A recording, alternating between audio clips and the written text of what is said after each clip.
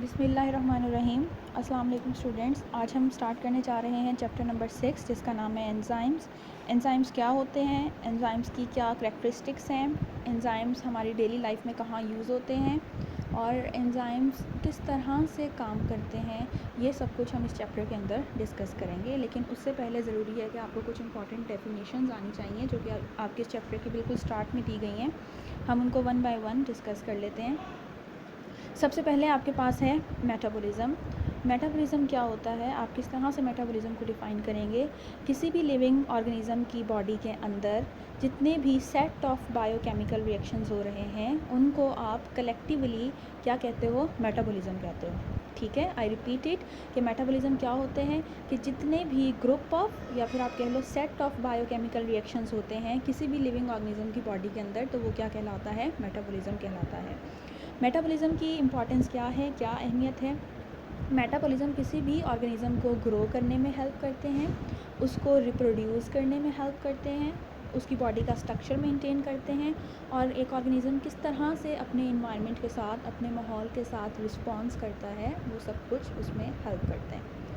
Metabolism हमारे पास 2 types का होता है, या तो एनाबॉलिज़्म होता है वो, और या तो फिर वो कैटाबॉलिज़्म होता है। एनाबॉलिज़्म और कैटाबॉलिज़्म आपके पेपर के पॉइंट ऑफ व्यू से भी इम्पॉर्टेंट है और ये बहुत ही आसान सी चीज़ है। आप इन दोनों का डिफरेंस देखें, यहाँ आपको टेबल में दिया गया नीचे। एनाबॉलिज़्म क्या होता है कि जब बॉडी के अंदर लार्जर मॉलिक्यूल्स बनते हैं, जब छोटे मॉलिक्यूल्स इकट्ठे होके एक लार्ज मॉलिक्यूल, एक बड़ा मॉलिक्यूल बनाते हैं, तो वो वाले रिएक्शन कहलाते हैं एनाबॉलिज़्म। और इसके ऑपोजिट है हमारे पास कैटाबॉलिज़्म। कैटाबॉलिज़्म में क्या होता है कि जब लार्जर मॉलिक्यूल्स की ब्रेक डाउन होती है स्मॉल मॉलिक्यूल्स में, मतलब जब बड़े मॉलिक्यूल्स टूट के छोटे मॉलिक्यूल्स बनाएंगे, तो वो क्या कहलाता है आपके पास, कैटाबॉलिज़्म। एनाबॉलिज़्म, सेकंड पॉइंट अगर हम इसकी तरफ आएँ, तो एनाबॉलिज़्म वो वाले रिएक्शंस हैं जिनके अंदर एनर्जी जो है वो यूटिलाइज्ड होती है, एनर्जी चाहिए होती है। ठीक है, जब जो है वो आपके पास लार्जर मॉलिक्यूल्स बन रहे होंगे, छोटे मॉलिक्यूल्स मिलकर लार्जर मॉलिक्यूल्स बना रहे होंगे, तो उसमें आपको एनर्जी चाहिए होगी। जबकि जो कैटाबॉलिज़्म है ये वो वाले रिएक्शंस होते हैं जिनके अंदर एनर्जी रिलीज़्ड होती है। जब बड़े मॉलिक्यूल्स टूट के छोटे मॉलिक्यूल्स बनाते हैं तो उन रिएक्शंस में एनर्जी निकलती है, एनर्जी रिलीज़्ड होती है। तो ये बहुत ही आसान सा डिफरेंस था, आई होप आपको क्लियर हो गया होगा। नेक्स्ट हम आते हैं एंजाइम्स की तरफ। एंजाइम्स की उसने आपको बताया हुआ है, अब यहाँ पे वो आपको प्रॉपर्ली बता रहे हैं कि एंजाइम्स क्या होते हैं। एंजाइम्स जो हैं दे आर बायोकैटलिस्ट। बायोकैटलिस्ट का क्या मतलब है, बायोकैटलिस्ट का मतलब है कि एंजाइम्स क्या करते हैं, आपकी बॉडी के अंदर जितने भी रिएक्शन हो रहे हैं उनको स्पीड अप करते हैं। ठीक है, उनको स्पीडली जो है वो परफॉर्म होने में क्या करते हैं, हेल्प आउट करते हैं। मैं आपको यहाँ पे एक जर्नल एग्जांपल देती हूँ। मिसाल के तौर पे आपकी बॉडी के अंदर एक रिएक्शन 10 घंटे में हो रहा है, ठीक है, लेकिन एंजाइम्स क्या करेंगे, एंजाइम्स आके उस रिएक्शन को स्पीड अप कर देंगे। तो हो सकता है कि एंजाइम की मौजूदगी में वो रिएक्शन आपका 1 घंटे में हो जाए। तो ये है कि एंजाइम्स को इसलिए बायोकैटलिस्ट कहते हैं कि एंजाइम किसी भी रिएक्शन को स्पीड अप करते हैं या फिर उसको रेगुलेट करते हैं। रेगुलेट का क्या मतलब है कि अगर रिएक्शन आपकी बॉडी में मिसाल के तौर पे नहीं चाहिए तो उसको ऑफ़ कर देते हैं, अगर चाहिए तो उसको ऑन कर देते हैं। नेक्स्ट हमें बताई गई है कि एंजाइम्स की नेचर कैसी होती है। एंजाइम्स की नेचर प्रोटीन्स होती है, they are proteins in nature. हमने पढ़ा था पिछले लास्ट चैप्टर में कि मॉलिक्यूल्स डिफरेंट टाइप्स के होते हैं। चैप्टर नंबर 1 में हमने पढ़ा था कि कार्बोहाइड्रेट्स होते हैं, कुछ फैट्स होते हैं, कुछ लिपिड्स होते हैं, मैंने आपको बताया था। तो बस आपने इतना याद रखना है कि एंजाइम्स की जो नेचर है वो क्या होती है, they are proteins in nature. और एक और इम्पॉर्टेंट बात कि ड्यूरिंग रिएक्शन के दौरान एंजाइम्स खुद इस्तेमाल नहीं होते, ये सिर्फ रिएक्शन को हेल्प आउट करते हैं, राइट। दो हमारे पास इंपॉर्टेंट टर्म्स और हैं, इनको आप देख लें। नंबर 1 है आपके पास सबस्ट्रेट और नंबर 2 है आपके पास प्रोडक्ट। सबस्ट्रेट ऐसे मॉलिक्यूल्स होते हैं जिनके ऊपर एंजाइम एक्ट करते हैं, जिनके ऊपर एंजाइम काम करते हैं, वो वाले मॉलिक्यूल्स क्या कहलाते हैं, सबस्ट्रेट कहलाते हैं। और उन मॉलिक्यूल्स के ऊपर जब सबस्ट्रेट के ऊपर एंजाइम काम करता है तो एंजाइम उस सबस्ट्रेट को एक और नए मॉलिक्यूल के अंदर चेंज कर देता है, तब्दील कर देता है। वो नए बनने वाले मॉलिक्यूल्स क्या कहलाते हैं आपके पास, प्रोडक्ट, राइट। नेक्स्ट है हमारे पास एक इम्पॉर्टेंट टर्म जिसको आप कहते हो एक्टिवेशन एनर्जी। एक्टिवेशन एनर्जी का कॉन्सेप्ट जो है ये आपके लिए बहुत ज़्यादा ज़रूरी है। हमारी बॉडी के अंदर जितने भी केमिकल रिएक्शन हो रहे हैं इनको एक एनर्जी की ज़रूरत होती है जिसे हम एक्टिवेशन एनर्जी कहते हैं। आप इसको डिफ़ाइन किस तरह से करोगे? आप इसको इस तरह से एक्सप्लेन कर सकते हो कि वो एनर्जी, एक्टिवेशन एनर्जी वो एनर्जी है जो रिएक्शंस को स्टार्ट करने के लिए चाहिए होती है। जैसा कि मैंने आपको बताया था कि एक्टिवेशन एनर्जी किसी भी रिएक्शन को स्टार्ट करने के लिए चाहिए, तो एक्टिवेशन एनर्जी की ज़रूरत दरअसल एक बैरियर के तौर पे काम करती है। ठीक है, एक्टिवेशन एनर्जी की जो ज़रूरत है वो एक बैरियर के तौर पे काम करती है, एक रुकावट के तौर पे काम करती है। क्या मतलब है इस बात का? ये मतलब है कि अगर एक्टिवेशन एनर्जी हम नहीं देंगे रिएक्शन को तो रिएक्शन नहीं होगा। एंजाइम इस बैरियर को कम करते हैं या फिर ख़त्म कर देते हैं। इसीलिए एंजाइम्स की मौजूदगी में रिएक्शंस जो हैं वो क्या होते हैं, फास्ट होते हैं, स्पीड अप होते हैं। अगर आप ये जो डायग्राम दिखाई गई है, फर्स्ट पे टॉप पे डायग्राम दिखाई गई है आपको, अगर आप इसको देखें तो आपको एक स्टोन नज़र आ रहा होगा। ये स्टोन पोजीशन अगर हम इसको देख लें, जो जहाँ पे ये पड़ा हुआ है स्टोन, अगर हम इसको पोजीशन ए कह लें और यहाँ पर जहाँ एरो दिखाया हुआ है इसको नीचे की तरफ ही जाना है, अगर हम इसको पोजीशन बी कह लें मिसाल के तौर पे, ये स्टोन पोजीशन ए से पोजीशन बी पर कभी भी खुद नहीं जाएगा। मिसाल के तौर पे अगर हम इसको पोजीशन ए कहते हैं और इसको हम पोजीशन बी कह लेते हैं तो ये स्टोन खुद ब खुद यहाँ से यहाँ तक कभी भी नहीं जा सकता, यहाँ तक कि हम इस स्टोन को यहाँ से लेकर इसको टॉप पर ना लें। जब एक दफ़ा ये स्टोन इस टॉप पर आ जाएगा तो फिर आगे इसको यहाँ जाने में कोई मुश्किल पेश नहीं आएगी, ये खुद ब खुद यहाँ पर पहुँच जाएगा। ठीक है, तो ये स्टोन खुद ब खुद आगे चला जाएगा। जब हम इसको यहाँ स्टॉप तक पहुँचा देंगे तो एक्चुअली यही है आपकी एक्टिवेशन एनर्जी, यही है जिस बैरियर का मैंने ऊपर जिक्र किया था कि आपके पास एक्टिवेशन एनर्जी की जो ज़रूरत है दरअसल एक बैरियर के तौर पे काम करती है। अगर हम ये बैरियर नहीं उसको ख़त्म करेंगे तो रिएक्शन नहीं होगा।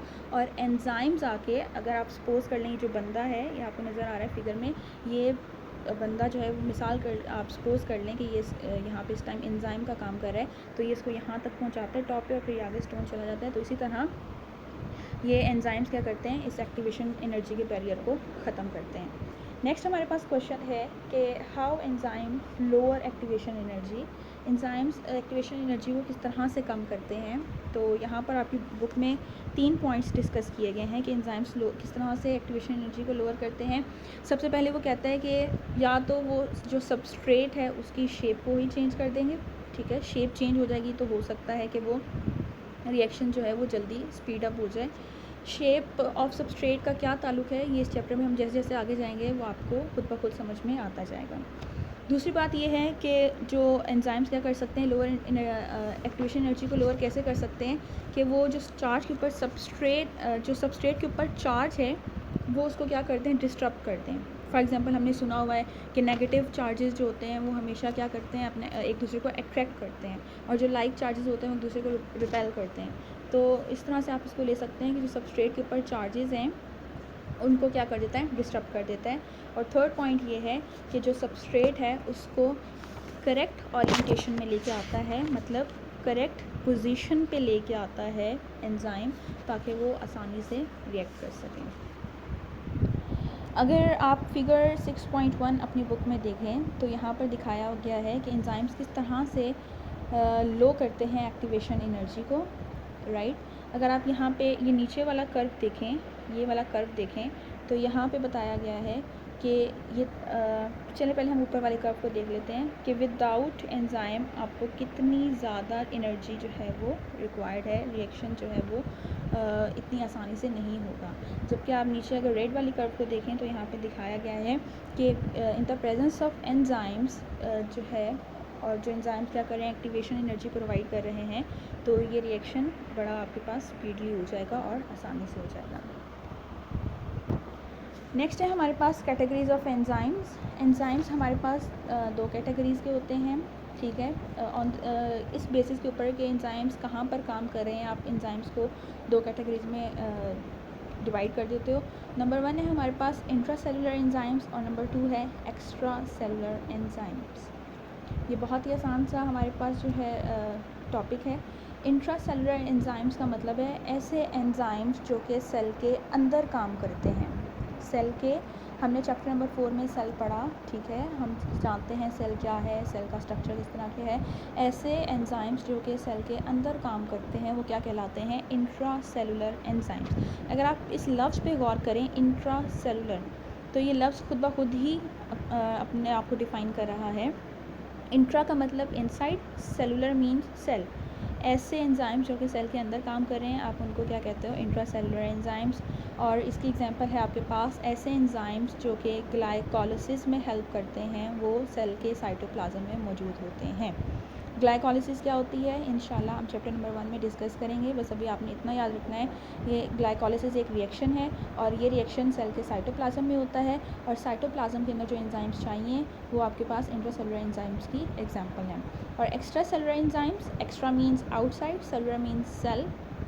ऐसे एंजाइम्स जो कि सेल के आउटसाइड वर्क करते हैं, सेल के बाहर काम करते हैं, वो क्या कहलाते हैं, एक्स्ट्रा सेलुलर एंजाइम्स। यहाँ पर आपको बहुत अच्छी एग्जांपल दी गई है पेप्सिन एंजाइम की। पेप्सिन एक एंजाइम है जो कि आपके स्टमक के अंदर, आपके मैदे के अंदर काम करता है। वो एंजाइम आपके पास एग्जांपल है एक्स्ट्रा सेलुलर एंजाइम्स की। तो ये था हमारा चैप्टर का इंट्रोडक्शन। इसके बाद हमारे पास नेक्स्ट टॉपिक आता है characteristics of enzymes. Characteristics of enzymes मतलब एंजाइम्स की खसूसियात। यहाँ पे वो आपको बता रहा है कि एंजाइम्स की क्या क्या खसूसियात हैं। कैरेक्टरिस्टिक्स ऑफ एंजाइम एक नहायत इम्पॉर्टेंट टॉपिक है। ये हमेशा इसमें से कुछ ना कुछ आपके पेपर में आता है, या तो वो आपको लॉन्ग में दे देता है या फिर वो आपसे शॉर्ट में, बहुत सारे ढेर शॉर्ट क्वेश्चंस इसमें से बनते हैं। आपने इस टॉपिक को बहुत ज़्यादा गौर से समझना है। सबसे पहले वो आपको बताता है कि 1878 में एक हमारे पास जर्मन फिजियोलॉजिस्ट थे, जर्मन के रहने वाले फिजियोलॉजिस्ट थे जिनका नाम था विनहेल्म क्यूनी। विनहेल्म क्यूनी ने सबसे पहले जो एंजाइम थी, एंजाइम लफ्ज़ है, इसको हमारे पास इंट्रोड्यूस करवाया, मुतारिफ़ करवाया। और उन्होंने कहा कि जो एंजाइम्स हैं ये ग्लोबुलर प्रोटीन्स होती हैं, ठीक है। हमने स्टार्ट में भी देखा कि एंजाइम्स क्या हैं, प्रोटीन्स हैं। और एंजाइम्स किस तरह की प्रोटीन्स हैं, ये ग्लोबुलर प्रोटीन्स हैं, राइट। प्रोटीन्स की डिफरेंट टाइप्स होती हैं, बस उसमें से वो आपको बता रहा है कि किस तरह की प्रोटीन्स हैं, ग्लोबुलर प्रोटीन्स हैं।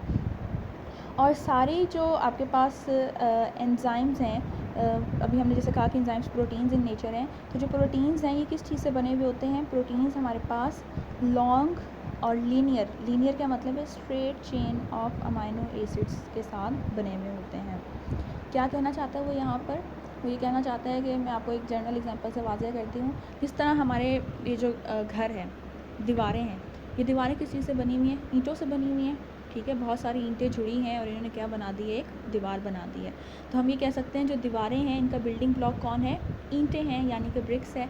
तो इसी तरह जो प्रोटीन्स हैं, प्रोटीन्स को किसने बनाया, प्रोटीन्स को अमाइनो एसिड्स, बहुत सारे अमाइनो एसिड्स जुड़ते हैं आपस में और वो क्या बनाते हैं, प्रोटीन्स बनाते हैं। और हमारे एंजाइम्स क्या हैं, प्रोटीन्स इन नेचर हैं। तो यहाँ पर आपका जो पहला पॉइंट है कि नेचर ऑफ एंजाइम्स, ये हमने ऑलमोस्ट डिस्कस कर लिया हुआ है। सेकंड पॉइंट पे हम आ जाते हैं कि जो एंजाइम्स हैं उनका रिएक्शन रेट जो है वो मिलियंस टाइम फास्टर है। ये भी हमने चैप्टर के स्टार्ट में बात की थी कि जो ऐसे रिएक्शंस जिनके अंदर एंजाइम्स नहीं होते वो बहुत देर से होते हैं। अगर वहाँ पर एंजाइम्स आ जाएं, उन रिएक्शंस में एंजाइम्स इन्वॉल्व हो जाएं, तो वो रिएक्शन बहुत ज़्यादा स्पीड अप हो जाता है। और यहाँ पर उसने आपको बताया हुआ है कितना स्पीड अप हो जाता है, इसको आप अंडरलाइन करें, मिलियंस ऑफ टाइम्स, ठीक है। कितने गुना, मिलियन टाइम्स जो है वो आपका रिएक्शन का जो रेट है वो क्या हो जाता है, फास्ट हो जाता है एज़ कम्पेयर टू अनकैटेलाइज्ड रिएक्शन, उन रिएक्शंस के मुकाबले में जहाँ पर एंजाइम्स इन्वॉल्व नहीं होते। नेक्स्ट है हमारे पास थर्ड पॉइंट है कि enzymes are very specific in their nature. Yes, यहाँ पर मैं फिर आपको जर्नल एग्जांपल्स दूँगी। जर्नल एग्जांपल्स मैं आपको इसलिए दे रही हूँ कि ये जर्नल एग्जांपल्स जो है ये बड़ा आसान कर देती हैं चीज़ को समझने में। जो एंजाइम की स्पेसिफिसिटी वाला पॉइंट है ये क्या कहता है आपको, ये कहता है कि जिस तरह आपकी हर सब्जेक्ट का एक टीचर जो है वो स्पेसिफिक है। बायो का टीचर आपको बायो पढ़ा रहा है, केमिस्ट्री का टीचर आपको केमिस्ट्री पढ़ा रहा है, मैथ का टीचर आपको मैथ पढ़ा रहा है। तो बेटा जिस तरह टीचर्स अपने सब्जेक्ट के लिए स्पेसिफिक हैं, ठीक है, तो इसी तरह एंजाइम्स भी बड़े स्पेसिफिक होते हैं कि उन्होंने कौन सा रिएक्शन करना है, ठीक है। हर एंजाइम का स्पेसिफिक रिएक्शन होता है और वो उसकी स्पेसिफिसिटी किस चीज़ के ऊपर डिपेंड करती है, नेचर ऑफ सबस्ट्रेट के ऊपर, कि सबस्ट्रेट की नेचर क्या है, ठीक है। तो enzymes are very specific in their nature. Next point है हमारे पास एक्टिव साइट का। एक्टिव साइट बहुत ही आसान सी ये चीज़ है, बस आप इस डायग्राम को देखें ज़रा, ये डायग्राम, ठीक है बेटा। अगर आप इस डायग्राम पे गौर करें तो यहाँ पे ये जो नीचे ब्लूइश कलर में आपको दिखाया गया है, ये आपको दिखाया गया एंजाइम है, ठीक है। पूरे का पूरा एंजाइम रिएक्शन के अंदर पार्टिसिपेट नहीं करता, ठीक है। एंजाइम का सिर्फ कुछ पोर्शन, ये देखें, दिस वन, इस वाले पोर्शन को आप क्या कहते हो,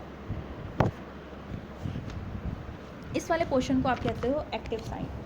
एंजाइम का वो पोर्शन, वो स्मॉल पोर्शन, ठीक है, जो कि कैटालिसिस के अंदर या आप आसान लफ्ज़ों में कह लो रिएक्शंस के अंदर इन्वॉल्व होता है, उस कैटालिटिक रीजन को आप क्या कहते हो, एक्टिव साइट कहते हो। आपका जो सबस्ट्रेट है वो सबस्ट्रेट यहाँ पर आकर बाइंड करता है, एंजाइम की जो एक्टिव साइट है यहाँ पर आकर वो उसके साथ बाइंड करता है और फिर वो रिएक्शन करता है, ठीक है। नेक्स्ट है हमारे पास कि एंजाइम्स जो हैं उनकी प्रोडक्शन कैन बी इन्हेंस्ड और डिमिनिश्ड। इन्हेंस्ड का मतलब है बढ़ना, इंक्रीज़ होना, और डिमिनिश्ड का मतलब है कम होना, ख़त्म होना। हमारे सेल को जब किसी एंजाइम की ज़रूरत होती है तभी एंजाइम्स हमारे सेल के अंदर बनते हैं, उनकी प्रोडक्शन, उनका बनना इन्हेंस हो जाता है, मतलब बढ़ जाता है। और अगर हमारे सेल को उसकी एंजाइम की ज़रूरत नहीं है, उस रिएक्शन की ज़रूरत नहीं है, तो वो एंजाइम्स खुद ब खुद क्या हो जाते हैं, डिमिनिश्ड हो जाते हैं, ख़त्म हो जाते हैं, ठीक है। मतलब कि जब एंजाइम्स की ज़रूरत होगी सेल में तब एंजाइम्स बनेंगे, अगर एंजाइम्स की ज़रूरत नहीं होगी तो एंजाइम्स नहीं बनेंगे, राइट। एंजाइम्स की एक्टिविटी, ऐसे मॉलिक्यूल्स जो कि एंजाइम्स को एक्टिवेट करते हैं या फिर उसकी जो है एक्टिविटी को ख़त्म करते हैं, वो हमारे पास क्या कहलाते हैं, एक्टिवेटर्स और इनहिबिटर्स। नाम से पता चल रहा है एक्टिवेटर्स, ऐसे मॉलिक्यूल्स जो कि एंजाइम्स को एक्टिव करेंगे वो एक्टिवेटर्स कहलाएंगे, और ऐसे मॉलिक्यूल्स जो कि एंजाइम की एक्टिविटी को स्टॉप कर देंगे वो क्या कहलाते हैं, हमारे पास इनहिबिटर्स कहलाते हैं। नेक्स्ट है हमारे पास cofactor. Yes, cofactor is very very important point. हमने इस चैप्टर के स्टार्ट में भी देखा, फिर जैसे हमने कैरेक्टरिस्टिक्स ऑफ एंजाइम शुरू की, हमने यहाँ पर भी देखा कि enzymes are proteins in nature. Yes, ये बात हमने की है, आप मेरे साथ एग्री करेंगे, हमने स्टार्ट में बात करके आए हैं कि enzymes are proteins in nature. यहाँ पर मैं आपको थोड़ी सी एक नई बात बताती हूँ कि एंजाइम्स का वो पोर्शन जो कि नॉन प्रोटीन होता है, ठीक है, वो पोर्शन क्या कहलाता है, कोफैक्टर्स कहलाता है, राइट। क्या है आपके पास कोफैक्टर की डेफिनेशन, वो आपको पेपर में कह सकता है डिफाइन कोफैक्टर। तो कोफैक्टर क्या है, एंजाइम का नॉन प्रोटीन पार्ट, एंजाइम का नॉन प्रोटीन पार्ट, ठीक है, वो क्या कहलाएगा आपके पास, कोफैक्टर्स कहलाएगा, कोफैक्टर कहलाएगा। कोफैक्टर आपके पास दो तरह के हो सकते हैं, या तो वो इनऑर्गेनिक कोफैक्टर होंगे या फिर वो ऑर्गेनिक कोफैक्टर होंगे, ठीक है। आई रिपीट इट कि कोफैक्टर्स क्या हैं, कोफैक्टर्स आपके पास दो तरह के हैं, इनऑर्गेनिक भी हो सकते हैं और आपके पास ऑर्गेनिक कोफैक्टर्स भी हो सकते हैं। ब्रैकेट के अंदर अगर आप अपनी बुक में देखेंगे तो आपको एग्जांपल्स दी हुई हैं कि इनऑर्गेनिक एग्जांपल है कोई भी मेटालाइन, और ऑर्गेनिक की एग्जांपल है आपके पास flavin and heme, right. Flavin and heme क्या है, आपको उसकी डिटेल में जाने की ज़रूरत नहीं है, आप जस्ट याद रखोगे कि ऑर्गेनिक कोफैक्टर की एग्जांपल है फ्लेविन एंड हीम, ये आपके पास मॉलिक्यूल्स हैं, राइट। अच्छा जी, अब प्यारे बच्चों हमारे पास बड़ा ही इम्पॉर्टेंट पॉइंट है, और बल्कि दो पॉइंट हैं, एक है आपके पास प्रोस्थेटिक ग्रुप और एक है आपके पास कोएंजाइम। प्रोस्थेटिक ग्रुप क्या होता है, अगर आपके पास ऑर्गेनिक कोफैक्टर अगर एंजाइम के साथ टाइटली बाउंड करेगा, टाइटली उसके साथ बाइंड कर जाएगा, तो वो ऑर्गेनिक कोफैक्टर क्या कहलाता है, प्रोस्थेटिक ग्रुप। और इसके ऑपोजिट है आपके पास कि अगर ऑर्गेनिक कोफैक्टर एंजाइम के साथ लूजली अटैच्ड है, ठीक है, तो वो आपके पास क्या कहलाएगा, कोएंजाइम कहलाएगा। इसकी मैं आपको एक जर्नल प्रैक्टिस करवाऊँ, आपके हाथ में अगर कोई भी टाइम मार्कर या कोई पेन है जिसकी कैप है, तो जो कैप है आप उसको मार्कर से सेपरेट करें, और अगर आप कैप को उस मार्कर के ऊपर लगाते हैं और अगर आप उसको बहुत टाइटली लगा देते हैं तो वो समझ लें कि आपके पास प्रोस्थेटिक ग्रुप है। और अगर आप उस कैप को उस मार्कर के साथ बस ऐसे ही अटैच करके लूज़ली छोड़ देते हैं तो वो आपके पास समझ लें कि कोएंजाइम है, ठीक है। अगर आपके पास ऑर्गेनिक कोफैक्टर एंजाइम के साथ लूज़ली बाइंड करेगा तो वो कोएंजाइम है, और अगर टाइटली बाउंड करेगा तो प्रोस्थेटिक ग्रुप है। कोएंजाइम्स का यहाँ पे वो काम बता रहा है कि कोएंजाइम्स क्या करता है कि केमिकल्स ग्रुप को ट्रांसफ़र करता है from one enzyme to another enzyme. और कुछ आपको बताया गया है कि हमारी बॉडी के अंदर कुछ इंपॉर्टेंट विटामिन्स हैं, ठीक है, वो आपके पास कोएंजाइम्स के तौर पे काम करती हैं। For example riboflavin, thiamine and folic acid.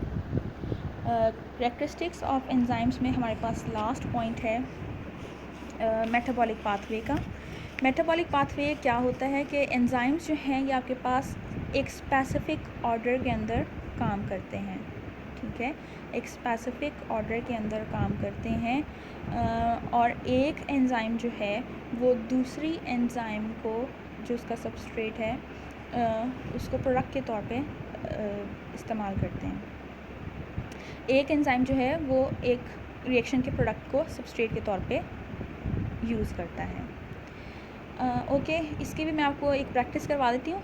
आप कॉपी लें और उसके ऊपर आप कुछ गैप्स के साथ लिखें A, B, C, D और E, राइट। आपने क्या करना है, कॉपी की जो आपके पास एक लाइन है, एक ही लाइन के अंदर आपने क्या लिखना है, A, B, C, D और E। इन सारे अल्फ़ाबेट्स के अंदर आप थोड़ा थोड़ा सा जो है वो गैप दे दें। अब जहाँ पे आपने गैप दिया है यहाँ पे एरोज़ लगा दें, राइट। अब देखें बेटा, जो आपके पास B है, चलें हम A से स्टार्ट कर लेते हैं। A आपके पास एक सबस्ट्रेट है और एक एंजाइम आता है, ठीक है, हम उसको एंजाइम नंबर 1 कर लेते हैं। एंजाइम नंबर 1 आपके पास A सबस्ट्रेट को B के अंदर चेंज कर देता है। B आपके पास अब क्या होगी, प्रोडक्ट होगी, ठीक है। हमने चैप्टर के स्टार्ट में पढ़ा था कि वो मॉलिक्यूल्स इनके ऊपर एंजाइम एक्ट करता है वो सबस्ट्रेट होते हैं और जो एज अ रिज़ल्ट चीज़ बनती है वो आपके पास प्रोडक्ट होती है, ठीक है। तो मिसाल के तौर पे एंजाइम 1 आया और उसने A को B के अंदर चेंज कर दिया। एंजाइम 1 के लिए A सबस्ट्रेट है और B क्या है, प्रोडक्ट है, ठीक है। इसी तरह अब B जो है वो C के अंदर चेंज हो रहा है और उसको कौन चेंज कर रहा है, एक और एंजाइम आया है वो B को C के अंदर चेंज करता है, ठीक है। तो एंजाइम 2 के लिए B क्या है, सबस्ट्रेट है और C क्या है, प्रोडक्ट है, ठीक है।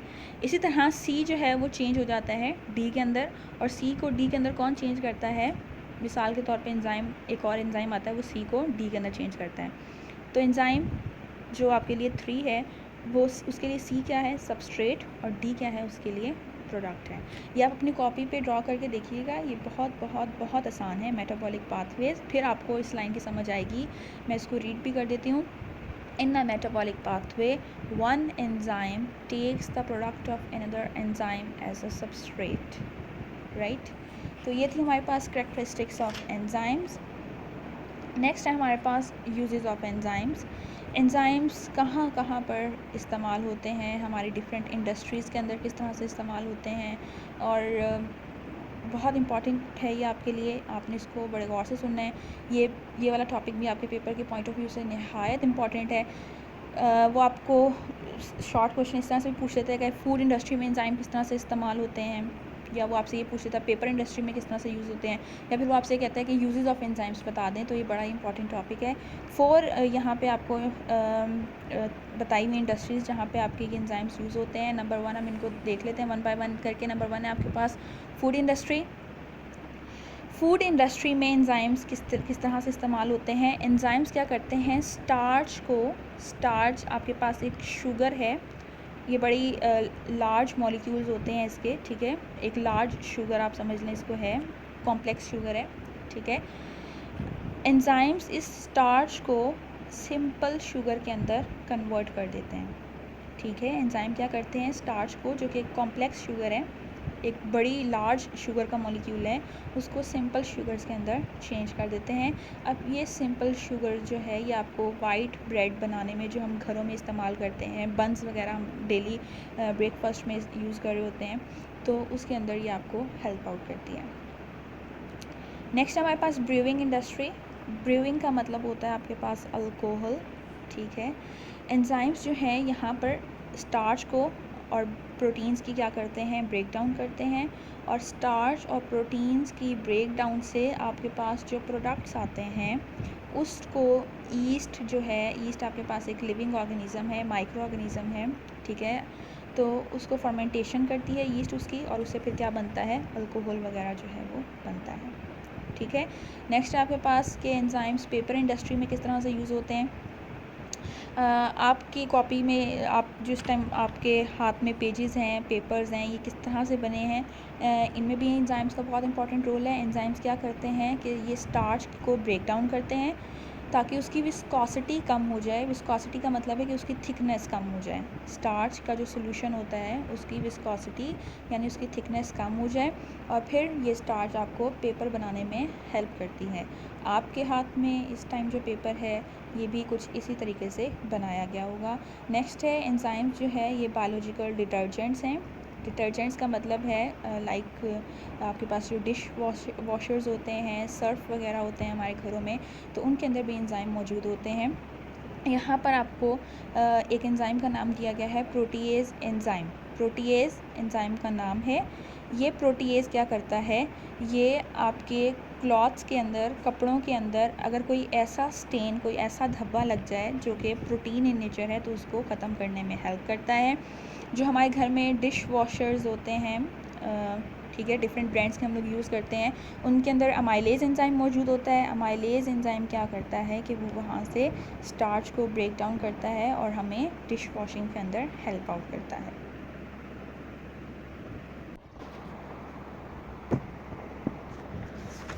नेक्स्ट टॉपिक है हमारे पास factors affecting the rate of enzyme action, and it is very important topic again. कौन कौन से ऐसे फैक्टर्स हैं जो कि एंजाइम को जो है वो क्या करते हैं, उसकी जो स्पीड है, काम करने की स्पीड है, उसको अफेक्ट कर सकते हैं। तो यहाँ पर अगर आप देखें तो आपके पास 3 डिफरेंट फैक्टर्स दिए गए हैं। नंबर 1 है आपके पास टेम्परेचर, नंबर 2 है आपके पास सबस्ट्रेट कंसंट्रेशन, और थर्ड 1 है आपके पास पीएच। ये तीनों फैक्टर्स किस तरह से एंजाइम को अफेक्ट करेंगे ये आपने यहाँ पर इस टॉपिक के अंदर देखना है। और again it is very easy topic, ठीक है। हम इसको 1 बाय 1 देखते हैं कि टेम्परेचर किस तरह से एंजाइम के जो रेट है, एक्टिविटी रेट है, उसको अफेक्ट करता है। वो कहता है कि अगर जिस तरह से आप टेम्परेचर को इंक्रीज़ करेंगे, जैसे जैसे आप टेम्परेचर बढ़ाएंगे, तो क्या होगा कि रेट ऑफ एंजाइम रिएक्शन वो क्या होगा, स्पीड अप हो जाएगा, ठीक है। जैसे जैसे आपने टेम्परेचर बढ़ाया वैसे वैसे आपके पास क्या होता जाएगा, एंजाइम का जो रेट है, जिस रिएक्शन को वो स्पीड अप कर रहे हैं, जहाँ पे मौजूद हैं, वो रिएक्शन रेट क्या हो जाएगा, आपके पास इंक्रीज़ हो जाएगा। लेकिन उसकी कुछ लिमिट है। ऐसा नहीं है कि आप टेम्परेचर बढ़ाई जा रहे हैं और जो आपके पास रेट ऑफ रिएक्शन है, स्पीड ऑफ रिएक्शन है, वो भी बढ़ी जा रहा है, ऐसा नहीं है। कुछ पॉइंट्स हैं वहाँ तक वो रेट ऑफ रिएक्शन बढ़ेगा, फिर उसके बाद क्या होगा अभी हम देखते हैं। लेकिन उससे पहले यहाँ पे आपके पास एक टर्म है ऑप्टिमम टेम्परेचर। ऑप्टिमम टेम्परेचर वो वाला टेम्परेचर है जिसके ऊपर एंजाइम्स हैप्पीली काम करते हैं, मैक्सिमम काम करते हैं, राइट। मैक्सिमम काम जो है वो अपना करते हैं, उस टेम्परेचर को आप क्या कहते हो, ऑप्टिमम टेम्परेचर। आपकी डेफिनेशन आ सकती है पेपर में, डिफाइन ऑप्टिमम टेम्परेचर। तो आपने बताना है वो टेम्परेचर जिसके ऊपर एंजाइम्स मैक्सिमम रेट पे परफॉर्म करेंगे, वो क्या कहलाता है, आपके पास ऑप्टिमम टेम्परेचर कहलाता है, राइट। थर्ड है हमारे पास जो आपकी बुक में दिया गया हुआ है, टेम्परेचर की हेडिंग में एक सेकंड पैराग्राफ दिया गया है। यहाँ पर अगर हम डीनेचुरेशन इस पूरे पैराग्राफ को नाम दे दें तो बेहतर होगा। डीनेचुरेशन ऑफ एंजाइम का क्या मतलब है। अभी जैसा कि मैंने आपको ऊपर बताया कि अगर हम टेम्परेचर बढ़ाएंगे तो आपके पास रेट ऑफ रिएक्शन भी बढ़ जाएगा, लेकिन सर्टन लिमिट है। उसके बाद क्या होगा कि फिर वो रिएक्शन का रेट नहीं बढ़ेगा। क्यों नहीं बढ़ेगा, ऐसा है कि जब हम टेम्परेचर को, आपने मेरी स्टोरी बड़े गौर से सुन लेनी है, ठीक है। जैसे जैसे हम टेम्परेचर बढ़ाएंगे, राइज़ करेंगे, वैसे वैसे क्या होगी कि सिस्टम के अंदर हीट जो है वो ऐड होती जाएगी, जिसकी वजह से आपकी जो एक्टिवेशन एनर्जी है वो प्रोवाइड होगी सिस्टम के अंदर, और उससे क्या होगा कि काइनेटिक एनर्जी जो है वो मॉलिक्यूल्स के अंदर आएगी, रिएक्शन जो है वो क्या हो जाएगा, आपके पास स्पीड अप हो जाएगा।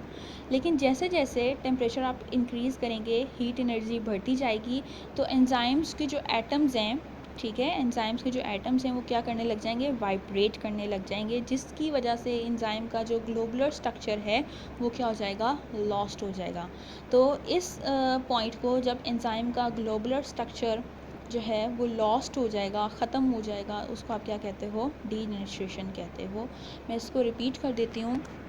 आपके पास क्या है कि जैसे जैसे आप टेम्परेचर इंक्रीज़ करते हो, आपके पास क्या होती है, हीट ऐड होती है, ठीक है। हीट ऐड होने से क्या होता है कि आपके पास एंजाइम्स के जितने भी एटम्स हैं वो क्या करते हैं, वाइब्रेट करते हैं। अगर ज़्यादा हीट एनर्जी आप प्रोवाइड कर दोगे तो क्या हो जाएगा कि आपके पास जो एटम्स हैं एंजाइम्स के वो ज़्यादा से ज़्यादा वाइब्रेट करेंगे, जिसकी वजह से एंजाइम का स्ट्रक्चर जो है वो लॉस्ट हो जाएगा। यहाँ पर आपको ग्राफ दिया गया है, ये आपकी बुक के अंदर भी मौजूद है। अगर आप इस ग्राफ को देखें तो वो कहता है कि जैसे जैसे आप टेम्परेचर इंक्रीज़ करते हो, जैसे जैसे आप टेम्परेचर इंक्रीज़ करते हो, ये देखें, अगर आप जैसे जैसे आप टेम्परेचर इंक्रीज़ करते हैं तो आपके पास जो रेट ऑफ रिएक्शन है, जो कि आपको वाई एक्सिस पे दिखाया गया है, वो भी क्या हो रहा है, बढ़ रहा है, ठीक है। लेकिन उसकी सर्टन लिमिट है, ये देखें यहाँ तक सर्टन लिमिट है। अगर आप इससे भी ज़्यादा टेम्परेचर इंक्रीज़ करोगे तो फिर रेट ऑफ रिएक्शन ऊपर नहीं जाएगा, बढ़ेगा नहीं, इंक्रीज़ नहीं होगा, बल्कि वो क्या होगा, आपके पास नीचे आ जाएगा, ठीक है। रेट ऑफ रिएक्शन आपके पास क्या हो जाएगा, लो हो जाएगा। और यहाँ पर आपके पास इस टॉपिक में एक ब्लू बॉक्स भी दिया गया हुआ है कि ह्यूमन जो एंजाइम्स हैं, हमारी बॉडी के अंदर जो एंजाइम्स है बेटा, उनको ऑप्टिमम टेम्परेचर क्या है, 37 डिग्री सेल्सियस है। मतलब हमारी बॉडी के एंजाइम्स कब मैक्सिमम परफॉर्म करते हैं, किस टेम्परेचर परफॉर्म करते हैं, 37 पे परफॉर्म करते हैं, ठीक है जी। नेक्स्ट आपके पास substrate concentration. Concentration means amount. Substrate की कंसनट्रेशन का क्या मतलब है, सबस्ट्रेट की अमाउंट। सबस्ट्रेट क्या है हम पीछे देख चुके हैं, मैं फिर भी आपको बता देती हूँ। ऐसे मॉलिक्यूल्स जिनके ऊपर एंजाइम एक्ट करता है वो क्या कहलाते हैं, आपके पास सबस्ट्रेट कहलाते हैं। अच्छा जी, अगर आप सबस्ट्रेट की कंसनट्रेशन बढ़ाएंगे तो आपके पास क्या होगा, रेट ऑफ रिएक्शन भी बढ़ जाएगा, ठीक है। जैसे जैसे आप सबस्ट्रेट की कंसनट्रेशन बढ़ाएंगे, सबस्ट्रेट की अमाउंट बढ़ाएंगे, आपके पास रेट ऑफ रिएक्शन भी बढ़ जाएगा। लेकिन अगर आप एंजाइम की जो कंसनट्रेशन है, एंजाइम की जो अमाउंट है, अगर आप उसको कांस्टेंट कर दें, कांस्टेंट का मतलब अगर आप उसको सेम रखें और फिर आप सबस्ट्रेट को बढ़ाएं, सबस्ट्रेट की अमाउंट आप बढ़ाएंगे, तो क्या होगा, फिर आपके पास क्या होगा कि आपके ख्याल में रेट ऑफ रिएक्शन बढ़ेगा? नो। क्यों नहीं बढ़ेगा? क्योंकि हम पीछे ये देख के आए हैं कि जो एंजाइम है वो सबस्ट्रेट के साथ बाइंड करता है, तभी रिएक्शन होता है, ठीक है। अगर आप सबस्ट्रेट की अमाउंट बढ़ा देते हैं और आप एंजाइम की अमाउंट नहीं बढ़ाते तो सबस्ट्रेट कहाँ जाके बाइंड करेगा, और जब तक सबस्ट्रेट एंजाइम के साथ बाइंड नहीं करेगा आपके पास ये रिएक्शन नहीं होगा, ठीक है।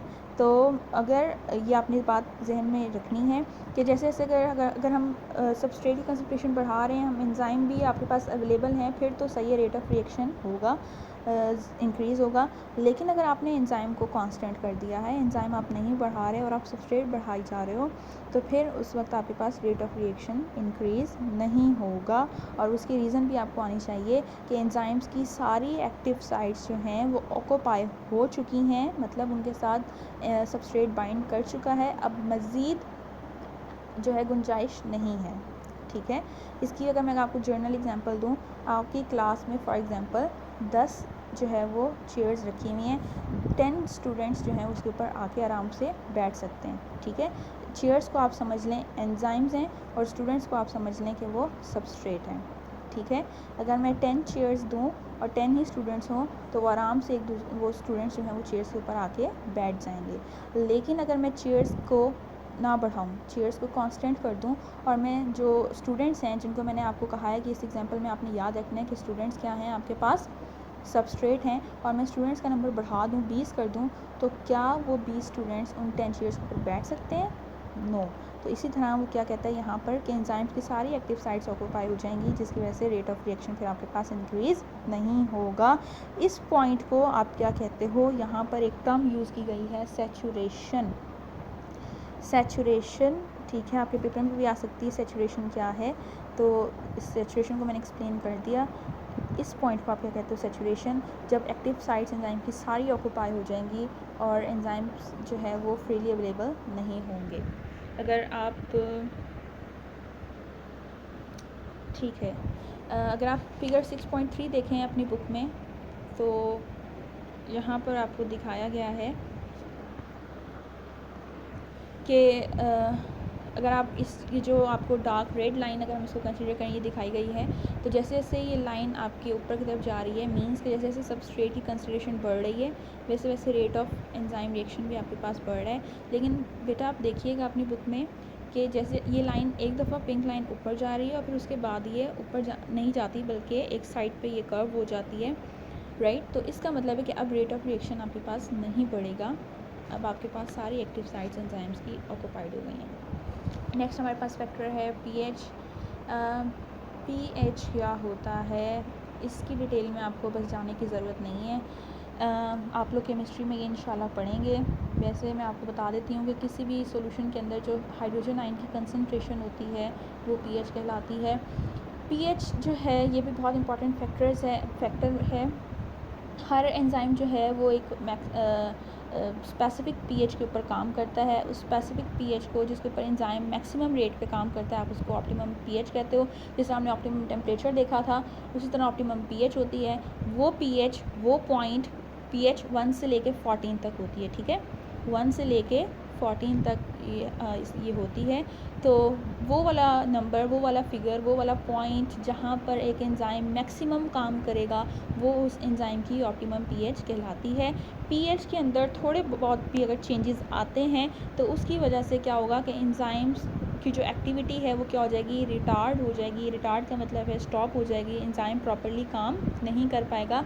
और इवन ये भी हो सकता है कि आपका जो एंजाइम है वो कम्प्लीटली ब्लॉक हो जाए, ख़राब हो जाए, उसके जो ग्लोबुलर स्ट्रक्चर है वो क्या हो जाए, ख़राब हो जाए, ठीक है। यहाँ पर आपको दो एग्जांपल्स दी गई हैं। एक आपके पास पेप्सिन है जो कि हमने पीछे भी एग्जांपल देखी है, आपके स्टमक के अंदर काम करता है। पेप्सिन की आपके पास पीएच जो है वो क्या है, लो पीएच पे काम करता है, मतलब एसिडिक पीएच पे काम करता है, ठीक है। 1 से लेके 6 तक आपके पास लो पीएच होती है, यहाँ तक अगर वो काम करेगा ये एसिडिक पीएच भी कहलाती है। तो ये एंजाइम आपके पास क्या है, पेप्सिन की एग्जांपल है। ट्रिप्सिन आपके पास वो एंजाइम है जो कि आपके स्मॉल इंटेस्टाइन में मौजूद होता है, और ये जो है ये अपनी मैक्सिमम एक्टिविटी का कब शो करता है, जब ये हाई पीएच पे होता है। हाई पीएच मतलब 8 से लेके 14 तक, मैंने आपको शुरू में बताया 1 से 14 तक पीएच का स्केल होता है। तो 8 से लेके 14 तक इसकी स्पेसिफिक कुछ रेंज भी होती है। आप फिगर आपको नहीं दिया हुआ, बस यहाँ पे ये बताया हुआ है कि आपको ये हाई पीएच के ऊपर जो है वो मतलब अल्कलाइन मीडियम के ऊपर ये काम करेगा। अगर पीएच चेंज होती है तो उसकी वजह से एंजाइम का स्ट्रक्चर डिस्टर्ब हो जाएगा। और क्यों डिस्टर्ब हो जाएगा, क्योंकि एक्टिव साइट पीएच के टॉपिक में लास्ट लाइन आपको दी हुई है, मैं इसको रिपीट करती हूँ। Change in pH can affect the ionisation of the amino acids at the active site. मतलब पीएच अगर चेंज होती है तो वो किस तरह से आपके रिएक्शन रेट को अफेक्ट करती है। जो पीएच चेंज है वो आपके एक्टिव साइट्स, एंजाइम की जो एक्टिव साइट्स है वहाँ पर जो मौजूद अमाइनो एसिड्स हैं उनको आयोनाइज़ कर देती है, ठीक है, जिस वजह से आपका एक्टिव साइट जो है वो लॉस्ट हो जाता है और एंजाइम प्रॉपर्ली वर्क नहीं कर पाते। यहाँ पर आपको एक ग्राफ दिया गया है, फिगर 6.4 अगर आप अपनी बुक में देखेंगे तो जिस तरह से आपके पास जो रेट ऑफ रिएक्शन है वो बढ़ेगा, जो एंजाइम की स्पेसिफिक पीएच है वहाँ तक वो बढ़ेगा रेट ऑफ रिएक्शन। सपोज कर लेते हैं आपके पास ये ऑप्टिमम पीएच है, यहाँ तक आप देखेंगे रेट भी बढ़ रहा है। लेकिन जैसे ही आपके पास पीएच, फॉर एग्जांपल इस एंजाइम की पीएच 8 थी, ठीक है, 8 तक जब तक ये पीएच आती है रेट ऑफ रिएक्शन बढ़ता है। लेकिन अब जैसे जैसे पीएच आपकी बढ़ेगी उसी तरह रेट ऑफ रिएक्शन बढ़ने के बजाय नीचे की तरफ आ रहा है, मीन्स रेट ऑफ रिएक्शन आपके पास कम हो रहा है, स्टॉप हो रहा है, स्लो हो रहा है। लास्ट टॉपिक है, सेकंड लास्ट टॉपिक है हमारे पास इस चैप्टर का, वो है मैकेनिज़्म ऑफ एंजाइम एक्शन, कि एंजाइम काम किस तरह से करते हैं। इस चैप्टर में मैंने आपको स्टार्ट में बताया कि एंजाइम किस तरह से काम करते हैं। एंजाइम सबस्ट्रेट के साथ बाइंड करता है, आपके पास एक कॉम्प्लेक्स बनता है जिसको आप क्या कहते हो, ES कॉम्प्लेक्स कहते हो, ठीक है। और फिर उसके बाद एंजाइम हट जाएगा वहाँ से और आपके पास प्रोडक्ट बन जाएगी। यहाँ पर अगर आप अपनी बुक में देखें पेज नंबर 111 पे, तो आपको E+S दिखाया हुआ है, फिर एरो के बाद ES कॉम्प्लेक्स और फिर आपको एक और एरो के बाद E+P। E यहाँ पर एंजाइम है, S फॉर सबस्ट्रेट है, ES कॉम्प्लेक्स का मतलब है एंजाइम सबस्ट्रेट कॉम्प्लेक्स, और देन जो लास्ट एरो है उसके बाद दिखाया हुआ है एंजाइम प्लस प्रोडक्ट बन जाएगा। सबसे पहले एंजाइम सबस्ट्रेट के साथ बाइंड करता है, फिर आपके पास एक कॉम्प्लेक्स बनता है, मतलब एंजाइम सबस्ट्रेट के कम्बिनेशन को वो आपको क्या कहता है, कॉम्प्लेक्स कहता है। और उसके बाद एंजाइम जो है वो वहाँ से रिमूव हो जाएगा। हमने इस चैप्टर के स्टार्ट में बात की थी कि एंजाइम इस रिएक्शन के अंदर इस्तेमाल नहीं होगा, वो सिर्फ और सिर्फ रेट ऑफ रिएक्शन को इंक्रीज़ करेगा और लास्ट में आपके पास प्रोडक्ट बन जाएगी। ठीक है बेटा, यहाँ पर आपकी बुक के अंदर 2 मॉडल्स दिए गए हैं कि एंजाइम्स किस तरह से काम करते हैं। उन 2 मॉडल्स के नाम आपके पास क्या हैं? फर्स्ट है आपके पास लॉक एंड की मॉडल और the second one is induced fit model.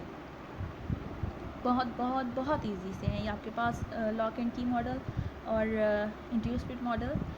पहले हम लॉक एंड की मॉडल को देख लेते हैं। लॉक एंड की मॉडल को आपके पास एमिल फिशर साइंटिस्ट हैं, जर्मन केमिस्ट हैं, 1894 में उन्होंने ये मॉडल आपको दिया। क्या कहता है ये मॉडल? ये मॉडल क्या कहता है कि both enzymes and substrate possess specific shape, right.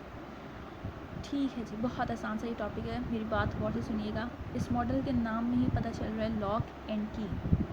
जिस तरह बेटा एक स्पेसिफिक की एक स्पेसिफिक लॉक को ओपन कर सकती है, जिसमें एक स्पेसिफिक की, एक चाबी हमेशा एक स्पेसिफिक ताले को ही खोलती है, ऐसा ही है, ये हम सबकी जनरल ऑब्जर्वेशन है। उसी तरह एक स्पेसिफिक एंजाइम एक स्पेसिफिक सबस्ट्रेट के साथ ही जाके क्या करता है, उसको कैटालाइज करता है। ठीक है, इसी वजह से इसका नाम क्या रखा गया है, लॉक एंड की।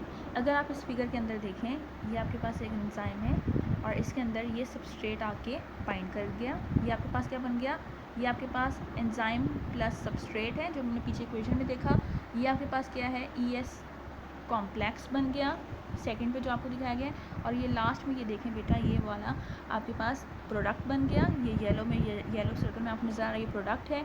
एंजाइम वहाँ से निकल गया और आपके पास ये रिएक्शन कंप्लीट हो गया। ठीक है, तो लॉक एंड की मॉडल क्या कहता है कि जो सबस्ट्रेट है उसकी क्या है, बोथ एंजाइम और सबस्ट्रेट दोनों की स्पेसिफिक शेप्स होती हैं जिसकी वजह से एक दूसरे के अंदर फिट होते हैं और फिर एंजाइम्स क्या करते हैं, उन उस रिएक्शन को स्पीड अप करते हैं। ठीक है, नेक्स्ट है आपके पास मॉडल इंड्यूस्ड फिट मॉडल। इस मॉडल को 1958 के अंदर आपके पास डैनियल कॉशलैंड साइंटिस्ट का नाम है, इन्होंने प्रपोज़ किया। ये क्या कहता है, ये मॉडल कहता है कि जो एक्टिव साइट है, एक्टिव साइट हम पीछे देख के आए एक्टिव साइट क्या होती है, right. Active site rigid structure नहीं है, हार्ड स्ट्रक्चर नहीं है।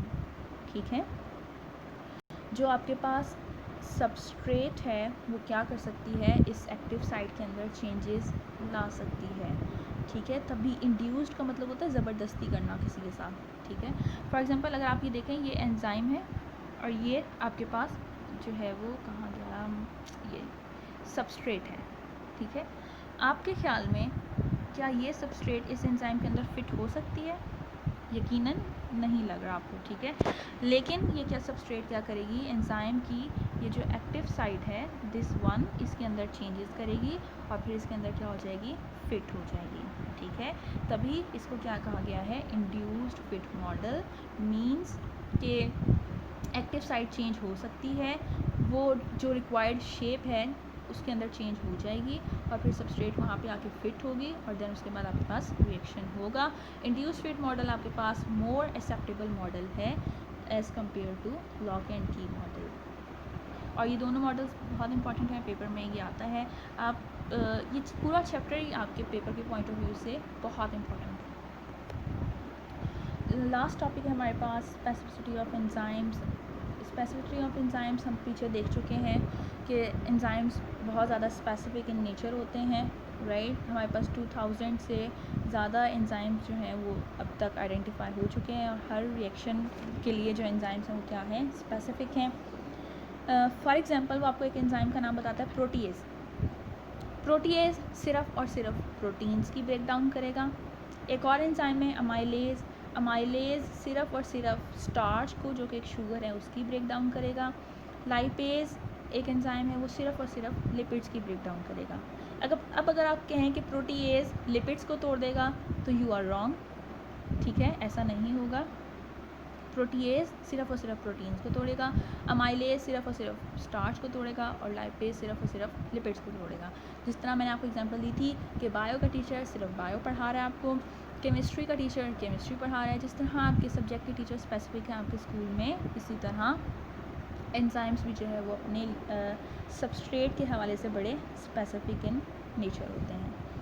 अब मैं आपको एक छोटा सा असाइनमेंट समझ लें या होमवर्क देती हूँ, और इसका जो आंसर है वो मैं आपको इंशाल्लाह नेक्स्ट लेक्चर में दूंगी। तब तक आपने इसके ऊपर काम करना है। अगर आपका जवाब सही होता है तो फिर आप अपने लिए खुद क्लैपिंग कीजिएगा, ठीक है। बड़ी ज़बरदस्त बात होगी, अच्छी बात होगी अगर आपको इसका जवाब आता है। आपका होमवर्क क्या, गौर से सुने।